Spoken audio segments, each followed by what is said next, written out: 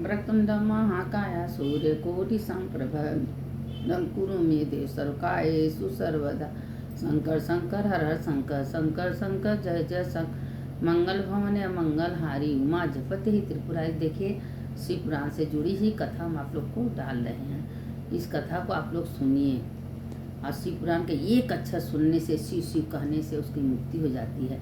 शिव ही सबकी आत्मा का दाता है। अगर आप शिव शिव कह रही हैं तो ही सबके में जन्म देने वाले। और ब्रह्मा तो कर्म लिखते हैं, लेकिन शिव सबका लेखा जोखा करते हैं। इसीलिए पृथ्वी के देवता शिव हैं। एक बार पार्वती माता कैलाश पर भोलेनाथ के संगे बैठी थी, तो भोलेनाथ से पार्वती माता पूछ रही थी, प्रभु आप तो सब कुछ जानते हैं, हम कौन ऐसा तप किए थे कि हमको आप मिले। तो पार्वती माता बोली कि भोलेनाथ बोले कि देखिए पार्वती, तुम्हारा तो बहुत सा जन्म हो चुका है। जब तुम पार्वती में हुई तुम बहुत कठिन तपस्या की हो। अपने पिता के घर से ही छोटे अवस्था में शिवलिंग बनाती थी पार्वती, और तुम पूजा करती थी। और उस पूजा के करते करते तुम्हारे माँ बाप बहुत चिंतित थे, जब देखा तब शिवलिंग बनाती है, क्योंकि तुम्हारे अंदर शिव विराजमान हो गए थे। इसलिए शिव जी का हमेशा पूजा बना के पार्थिव पूजा करती थी। करते करते करते तुम पार्वती जब धीरे धीरे तुम बड़ी हुई, तो वो पूछने लगे, तुम्हारी माँ को पिता को चिंता होगा कि मेरी बेटी कहाँ जाएगी, मेरे बेटी के लिए वर कहाँ। तब उसके बाद नारद आए। नारद बोले कि देखो पार्वती, ये इनका शादी विष्णु से किया जाए। तो तुमने विष्णु के संगे न शादी करके घर छोड़ के चली गई। जब चली गई तो भगवान, जब जंगल में तुम तपस्या कर रही थी, तो एक तालाब था। तालाब में एक बालक था। बालक को ग्रह पकड़ लिया। वो माँ चिल्ला रहा था, बचाओ बचाओ बचाओ। लेकिन तुमने कुछ न आग देखा न पास देखा, तुम सारे छोड़ के उस बालक को बचाने चली गई। अंत में तुमको एक ऋषि आए थे, वो बोले, और ऋषि कौन थे? हम ही थे पार्वती। देखिए सब कथा पार्वती को भोलेनाथ ने बता रहे थे कि तुम कितना कितना तपस्या की थी तो तुम हमको पाई हो। तो पार्वती माता बोली कि ठीक है। उसके बाद क्या हुआ, तो तुम छोड़ छाड़ के तुम उसको बचाने चल गई। और बचाने ऋषि बोले कि तुम्हारा तप नष्ट हो जाएगा पार्वती, तुमको कोई पुण्य नहीं मिलेगा, तुम बालक को मत बचाओ, जाओ अपना तप करो। तुम कहीं मेरा तप नष्ट हो जाए फिर हम करेंगे, कौन बड़ी बात है, हम 10,000 फिर कर लेंगे, लेकिन इस बालक को बचाएंगे। तुम दौड़ी दौड़ी उसमें कूद पड़ी बालक को बचाने के लिए ग्रह के मुख से। तो उसमें वो बालक का ये लीला जो कुछ था पार्वती हमारा ही था। तुम्हारे परीक्षा के लिए ये सब राज रचे थे, और उसमें तुम खड़ी उतरी, इसीलिए तुम हमारे हृदय में वास कर गई। और उसके बाद सप्तऋषियों को भेजे। इतना सप्तऋषि सब बुरे बुरे शब्द कहने लगे, लेकिन तुम उसमें टस से मस नहीं। उसमें सप्तऋषि को डांट दे। उसके बाद हम आए, हम तुम्हारा परीक्षा लिए, तुम बहुत तपस्या की। इस बार तो एक बार क्या हुआ पार्वती कि तुम लक्ष्मी जी के घर चली गई। अब लक्ष्मी माता तो 24 घंटा हीरा मोती सोना चांदी पहनी रहती हैं, और तुमको दिखाई, अपना महल दिखाई। उसके बाद तुम आए कि हमसे लगी विग्रह करने कि पार्वती भोलेनाथ, क्या हम इसी जंगले में रहेंगे, हमारे पास घर द्वार नहीं होगा। तो तुम इतना बड़ा विश्वकर्मा को हम बुलाए, सोने का महल बनवाए। तुम लक्ष्मी को दिखाने के लिए पार्वती, तुम्हारे अंदर भी ईर्ष्या हो गया था, तुम लक्ष्मी जी को दिखाने के लिए सब अपना कोने तरह दिखाई। और जब तुम्हारा हवन पूजा हुआ तो रावण ने तुम्हारा सोने का लंका मान लिया। तुम एकदम निराश हो गई। अब हम कहाँ रहेंगे? तो हम कहें कि देखो पार्वती चिंता मत करो, कहीं ना कहीं व्यवस्था हो जाएगा। कहे नहीं, हम मायके में नहीं रहेंगे। शादी के बाद हर लड़कियां अपने ससुराल में रहती हैं, अपने पति के घर रहती हैं। हमारा ऐसा स्थान बनाइए कि जहाँ हमारा घर हो। उसी समय हम आए पार्वती, और काशी नगरी का निर्माण किए। और सारे देश दुनिया सब अलग है, काशी एकदम अलग है। हम काशी को अपने त्रिशूल पर बनाए कि काशी में कितनों तूफान आंधी पानी बवंडर खुला, काशी का कभी नष्ट नहीं होगा पार्वती।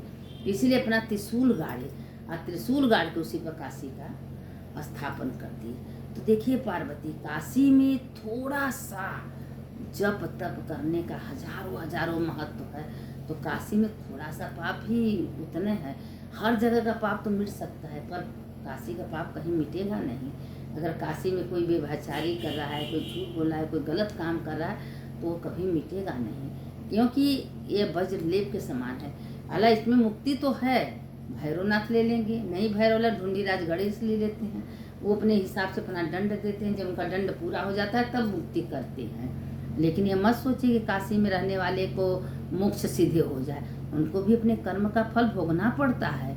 इसीलिए काशी में बहुत बच बच के लोग रहते हैं, कोई गलत ना हो जाए। लोग सोचते हैं कि कोई देखता नहीं है, लेकिन भगवान तो सबके हृदय में है, वो तो 24 घंटा पार्वती देखते रहते हैं। तो कहें हाँ प्रभु, इसी पर तो हम आपसे इतना खुश रहते हैं कि आपने काशी नगरी का निर्माण करा है। तो उसके बाद क्या हुआ पार्वती कि गंगा मेरे पास आई। गंगा बोली कि हम दिल से, हम इतना तब जितना पार्वती तपस्या नहीं की थी उससे 10 गुना गंगा तपस्या की थी।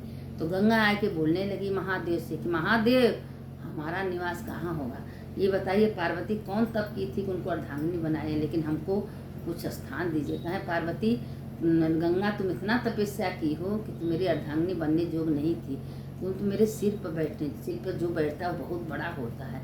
तो भोलेनाथ गंगा को सिर पर बैठाए, पार्वती से शादी किए और दोनों बहन के लिए आके काशी में बैठा दिए। तो यह वचन दिए कि सगरों का गंगा सूख जाएंगी, नदियाँ सूख जाएगी, पर काशी का कभी नहीं सूखेंगी, क्योंकि काशी का गंगा गंगा है।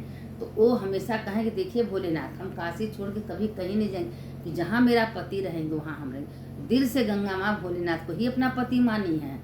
तो पार्वती से तो शादी की है, लेकिन गंगा भी उनसे कम नहीं है। इसलिए माता पार्वती की बहन है, लेकिन पार्वती माता भी कभी कभी गंगा से चिढ़ने लगती हैं, क्योंकि गंगा शुरू से ही भोलेनाथ का तपस्या की। तो गंगा को सिर पर बैठा लिए, पार्वती को अर्धांगिनी बना दिए, काशी में आए। जब काशी में आए तो ही पार्वती माता अन्नपूर्णा बन गई। जब अन्नपूर्णा बन गई तो देखिए जो विशालाक्षी है ना, वो माता ही पार्वती का रूप है। इसीलिए बड़े देश देश कोने कोने लोग आते हैं विशालाक्षी का दर्शन करने। और उसी बगल में धर्मेश्वर महादेव हैं। अब जो लोग कहते हैं कि धर्मेश्वर महादेव का दर्शन करता है 1000 जप उसके खाते में पहुंच जाता है, क्योंकि इतना बड़ा महत्व है, क्योंकि सिद्ध पीठ है स्वयं भोलेनाथ।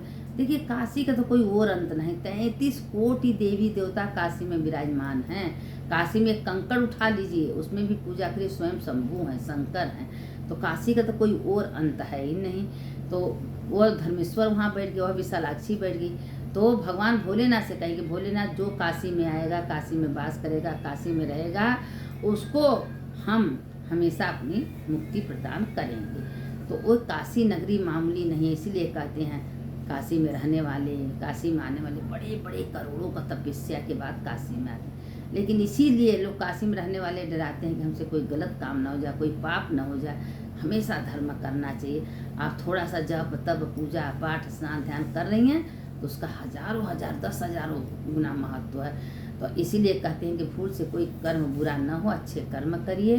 काशी में भगवान ने नगरी दिया है, घर दिया है, रहने का खाने का गंगा माँ अन्नपूर्णा माता व्यवस्था करती, इसलिए कहते हैं अन्नपूर्णे सदा पूर्णे शंकर प्राण बल्लभे ज्ञान वैराग सिद्धार्थम भिक्षाम देहि च पार्वती। वही अन्नपूर्णा पार्वती माता है, अन्नपूर्णा कहीं अलग से नहीं है, पार्वती माता। और देखिए शंकर जी जहाँ भी रहते हैं वहाँ पार्वती माता, क्योंकि देखिए शंकर पार्वती अलग है ही नहीं है। जो शंकर वही माता अन्नपूर्णा, जो पार्वती वही शंकर, दोनों जनी सब वही विचार में रहते हैं। चलिए सुनने वाले की जय, सुनाने वाले